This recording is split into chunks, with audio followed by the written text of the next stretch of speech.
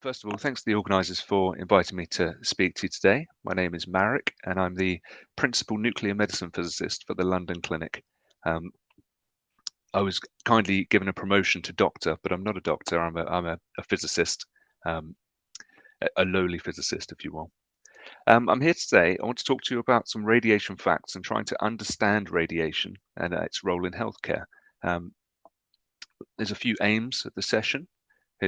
Hopefully you can see my cursor. You could in practice. Is my Trojan horse with a radioactive symbol on it. So what I'd like to do, I'd like to try and demystify and hopefully ensure everyone has an understanding of what radiation is, what molecular radiotherapy is, MRT, and how it works. We're going to look at some post-therapy clearance and imaging and some general radiation protection advice. So what is radiation? Well, radiation, this is a nice little sentence here, is energy in motion. So it can present as either waves or particles, and it can interact or transfer energy. If the radiation has sufficient energy to cause change in the medium it interacts with, we call it ionizing radiation. And examples of ionizing radiation that we see on a daily basis are things like ultraviolet light from the sun, and X-rays and gamma rays from medical exposures. But there's radiation all around us all the time, and this is something that we harness in healthcare for healthcare benefits. This diagram up here just breaks down the types of radiation. You have the particulate radiation, so particles that come out of atoms, and then you have electromagnetic waves, and these are things like X-rays, gamma rays, and in fact all of the waves that we're aware of, so radio waves, microwaves, they're all types of electromagnetic wave radiation. So if we have a closer look at the types of radiation, particularly the types we use in healthcare in molecular radiotherapy, we have alpha particles. These are large, quite high energy particles that are emitted, but because of their large size and charge, they're not very penetrative. So they can actually be blocked by, as you can see here, by a piece of paper or the surface levels of the skin. But we use this to our advantage in certain treatments because if we can deliver the alpha particles where we want them to deposit their energy, that's a bonus. Another type of particulate radiation is beta particles. Now, beta particles are much smaller than the alpha particles, about 7,000 times smaller. And because of this, they can actually penetrate a bit further through material before they're stopped. So the range in tissue is a few cell widths.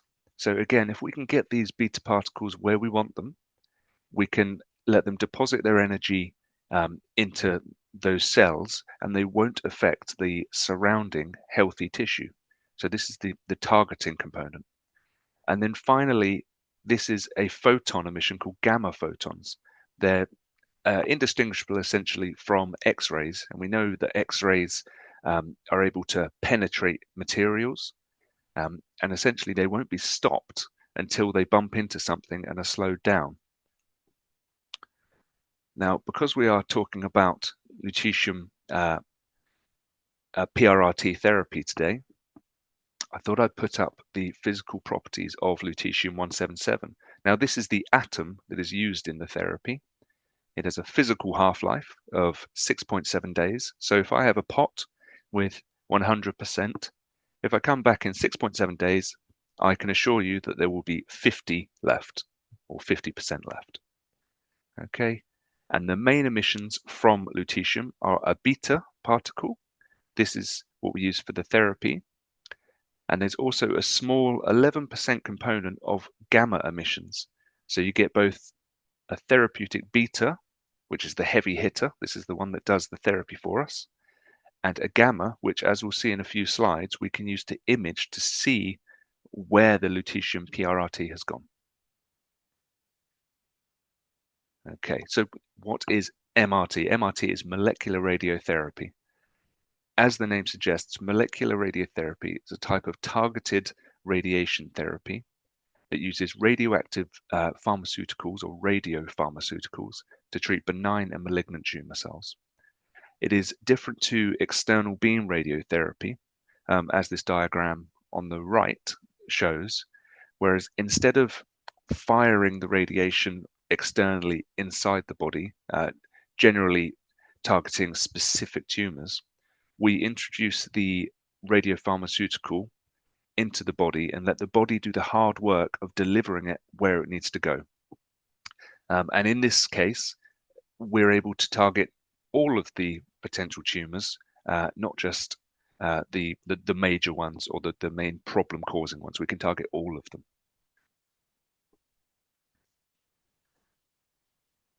Now, I've used the slide from previous presentations, but I've grayed out the things that are not pertinent to today, if you will. There's a few types of molecular radiotherapy, about different ways they work. And the one we're talking about today is receptor molecular radiotherapy, and PRRT is an example of that. So the way it works is neuroendocrine tumors have an abundance of somatostatin receptors on the surface. You can think of these somatostatin receptors, or at least I think of them, as doorways into the cell. And to pass through these doorways, you need a key with a certain lock. You need the specific key to open the specific lock, which is the somatostatin receptor. Now, some very clever people, far smarter than I, have actually manufactured this key, and it's in the form of a peptide, which is a protein. So it's a specific shaped protein that, when introduced to the body, is distributed via the bloodstream and is readily taken up by the waiting receptors, the somatostatin receptors on the tumor cell surface. Okay. Now, we don't just provide the peptide. Attached to the peptide is a radioactive atom, and this is an atom of the lutetium-177 that I referred to earlier. And this is where my Trojan horse comes in, because as you can imagine, if the tumor cell was aware of the delivery, the radioactive delivery, they wouldn't open the door, if you will. So we are sneaking in with our peptide and our radioactive source, and once inside, the radioactive component will decay and cause local damage to the target tumor cells, okay? And ideally will destroy those cells. So it has a really targeted effect. That's why this therapy is so impressive. Now, most healthy tissues in the body don't have somatostatin receptors, and if they do, they don't have a fraction of what the tumor tissue does. So most healthy tissue is not affected by the radiopharmaceutical. Again, I wanted you to see that there are a multitude of ways that we can apply molecular radiotherapy. There are oral, where it's in capsule form.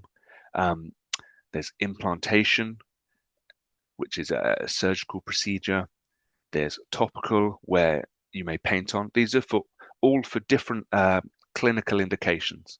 But again, going back to lutetium PRRT Lutathera for neuroendocrine tumors, this is done via IV infusion. Okay, so you're plugged in, and the radiopharmaceutical is infused over a period of time.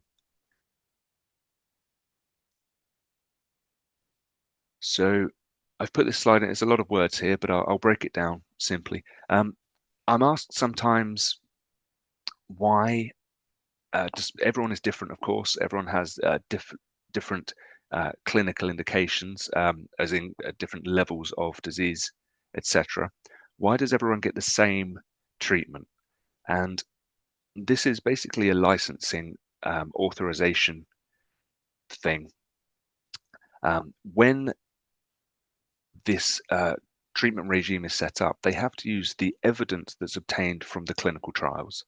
And the clinical trials, the phase 3, which is the final phase before clinical use, demonstrated that 4 cycles or infusions, 4 cycles of 7.4 gigabecquerels at intervals of 8 weeks, that showed the best balance of efficacy and the potential for toxicity for the patient, i.e., it gave the best benefit to cost ratio.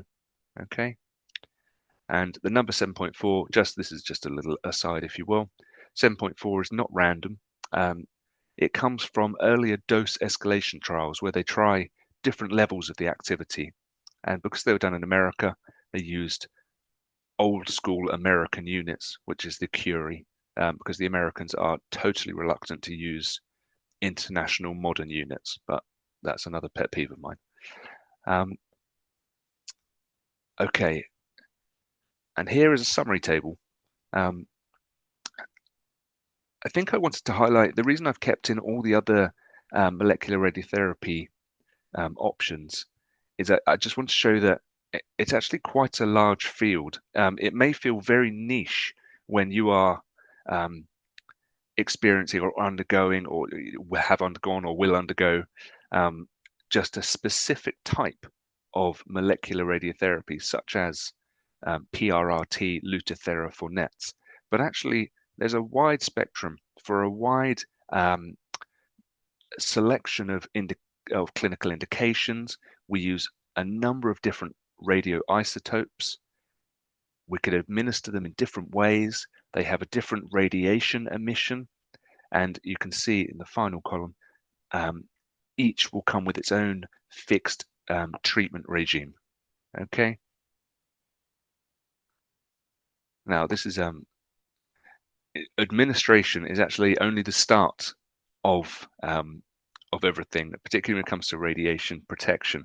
So we give the 7.4 gigabecquerels, knowing that a large proportion is actually going to be excreted relatively rapidly in the first instance from the body.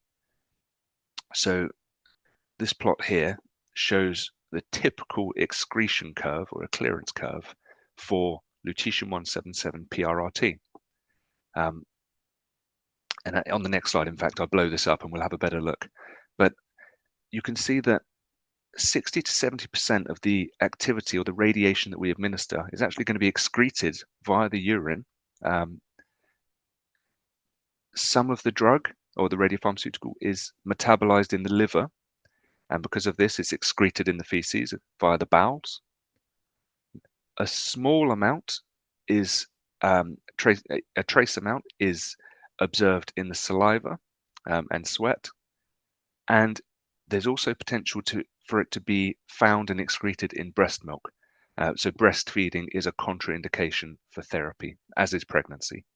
So the takeaway from this slide is we give the fixed amount, but we know and we knowingly give this fixed amount, knowing that 50 to 70% is likely to be excreted in the first 24 hours. So this hopefully makes it understandable why we keep the patient at the hospital on site under our care for a fixed period, and why we keep them well hydrated, and why we encourage them to empty their bladder, because we know that in the first 24 hours, even in the first 6 hours, a lot of that activity that is unbound is going to be excreted. And this is good because the free radiopharmaceutical, the free radiation, we don't want it in the body. We'd like to get it out as soon as possible because it hasn't been bound and it's not doing us any good. So we'd like to get it out. And we call this the first fast clearance. Okay. Now you can see that after essentially the first 24 hours, the clearance curve slows right down, and we call this the secondary phase of slow clearance. And for radiation protection purposes, physicists, we can essentially consider this to be linear. So from here on out, the radioactivity will drop with a measured at a measured rate that we can use to determine and provide radiation protection advice. Okay. Now this we have Dr. Amy Eccles, our radiologist, consultant radiologist at the London Clinic, for the analogy, and myself and my daughter did the artwork last night. I'm very proud of this one. So following therapy, you will have post-therapy imaging, and this is where we utilize those gamma photons that are emitted from the lutetium. They're not providing therapeutic benefit, but as they exit the body, we're able to capture them using a gamma camera. You might have heard the term gamma camera or SPECT camera. And from that, we can draw a picture, or have a picture painted for us, if you will, of the uptake pattern and the distribution of the radiopharmaceutical around the body. The reason I did this glitter art, not just for fun, this is top science. This is because another question I'm occasionally asked is, why can't we do the imaging immediately after therapy? We've got all the radiation inside. Surely that will give you the best picture. But this example here quite simply demonstrates why. We don't want that additional unbound radiation to be blocking out what we really want to see, which is the uptake pattern. Okay, and now I'll show you a clinical example of what I've just talked about. I will state this is lutetium therapy, but it's not for PRRT or neuroendocrine, but it is useful because it is a lutetium pattern. Now, in the first image, the one on the left, you can clearly see, and this is 2 hours following administration, you can clearly see high contrast, or I should say, sorry, low contrast against the uptake in the body. Now, the radiologist, if I sent them these pictures, would be quite cross with me because they wouldn't have a good picture of the uptake pattern because there's all of this activity still floating around in the system, essentially making it harder to read and see what's really going on. And now contrast that with the 20-hour picture, essentially 1 day later. You can see all of the light grey, the background of that free radiopharmaceutical has now gone. And what we're left with is a picture of the uptake pattern of where the drug has been uptaken and is fixed. And there are some other nice takeaways from this picture. Just showing that after 2 days, and then even up to a week later, 7 days later, we can still see the activity that was fixed is still there, essentially fizzing away inside, doing its therapeutic thing. So it's not just treatment on the day. This is a treatment that continues for a number of days and even weeks following treatment. And then when the levels have died down to a low level, and the patient has recovered, if you will, it's maybe not the right word, but you're ready for the next cycle when we bring you back in and we top you up again and the process starts again. Now, this is a picture. I've put this in there because this is a lutetium-177 PRRT image set for a patient that's had 4 cycles. So they've had the full 4 cycles of the 7.4 gigabecquerels at 8-week intervals. And I put this in there because it's just a great example of a positive response.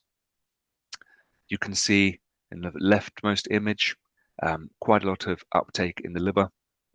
And then after each subsequent cycle, you can see how those tumors have diminished and shrunken over time. So this is a positive response. There's a couple of other subtle takeaways from here. You can see in the images up in the cheek area, not much uptake, but there's a tiny bit of marking, a little bit of uptake, and this is the salivary glands. So this is where, as I mentioned earlier, you'd see a little bit of uptake in the saliva. And you can see the bowels, that just demonstrating a small amount of excretion via the bowels, and the bladder. There's still coming out in the bladder. Okay. Now, radiation protection. There are three fundamental principles for limiting radiation exposure, and these are reducing time. Is as simple as it sounds. The longer you spend with or in the vicinity of the radioactive source, the more exposure you will receive. Distance, the closer you are, the more intense the radiation. And this is actually our strongest ally in radiation protection. An analogy I use is if you're standing near a bonfire or a barbecue or something, when you're up close, you can feel the intensity on your face. But if you take a step back, the intensity that you feel goes down very quickly. And it actually goes down with what's called the inverse square law. So if you double the distance, you quarter the dose.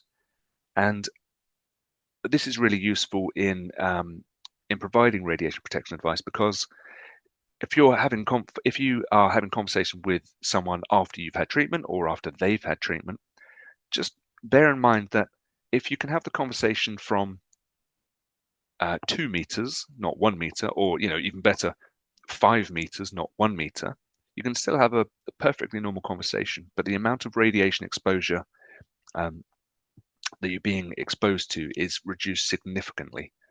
So this is our strongest ally. And then finally, shielding. If you can have something between you and the radioactive source, all the better. But not many people have mountains of lead and concrete at home. So the strongest ally here is distance. Reduce your time, use shielding where available, and increase your distance. What was I going to say? A little hack that I learned previously at a previous centre was using mirrors to have decent conversations. So we had well-positioned mirrors in some of our treatment rooms, and it actually meant that I could stand one side of a wall. It was a concrete wall, but it could be a brick wall at home, and have really personal conversations with my patients, whilst still being safe from the radiation. So it's just little things that we can do. Okay. I'm afraid this component of the talk is pretty boring, but I will just skim over it before everyone falls asleep. Radiation protection. When you combine ionizing radiation with people in the healthcare setting, there's a lot of regulation protecting different protected groups, such as the public, patients, carers and comforters. These are family members, and of course the planet itself. Now we have to abide by these, and within them, one of the crucial things that they contain are dose limits. So these are limits that these groups are permissible to be exposed to in the medical setting. So a member of the public is allowed to receive 1 millisievert of radiation dose per year. Okay. And now down at the bottom here, just to draw your eye to this, the average background radiation in the UK is actually 2.7 millisieverts. So we can already see that a member of the public, the dose that they can receive from being exposed to ionizing radiation in healthcare is actually already a third as much as they'd get just existing in the UK. And we actually go one step further, because in practice, we don't like to work at the dose limit level, because if we breach this level, it's a reportable incident and we'll get a slap on the wrist and a visit from an inspector. So we apply something called dose constraints, and we work to the 3/10 rule. So we actually only want to work up, we plan to limit exposure to 3/10 of the dose limit. So, for example, if I were doing a risk assessment for a comforter and carer, or a family member for one of my patients, I would calculate to ensure that they don't receive more than 0.3 millisieverts in the given period. Okay, so you can see just how tight we keep things. On the bottom line, I had to put it in there because I just think it's amazing. The average background radiation in a place in Iran is 260 millisieverts a year. That's 100 times more than we get in the UK. And local physicians, they feel that the local incidence of any sorts of cancer are actually lower than in other places in the region, which I just think is amazing and baffling, quite frankly, but very cool. Now, we're nearly there. Hold on.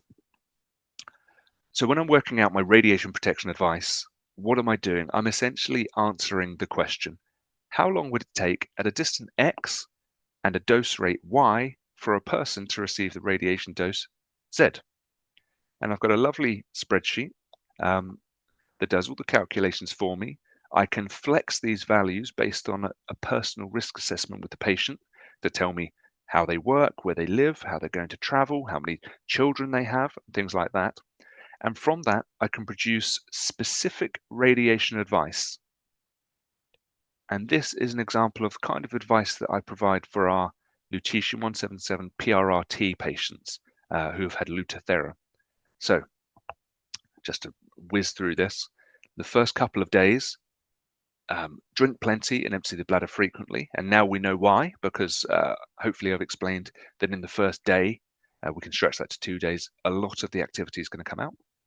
Sit down when you go to the loo, because just like the glitter that is now all over my house,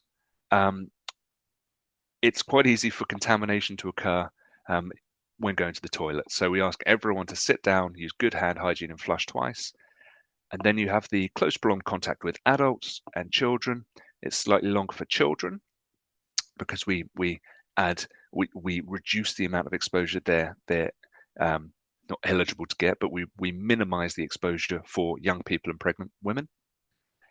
And then sleeping separately, avoiding long journeys, using contraception for a defined period. And then I ask them to carry this, I print this, it forms part of their letter that when they leave hospital. And it's essentially their get out of jail free card if they ever get pulled up or anything. Not that it's ever happened, but they can just flash this letter and hopefully they let them out of jail. Okay, just a summary then. I think I may have whizzed through that. I do apologize. I hope we got something from it. We've looked at what radiation is, what molecular radiotherapy is, how it works. We've looked at post-therapy clearance and imaging, and some radiation protection principles and some advice. And that is everything. Thank you.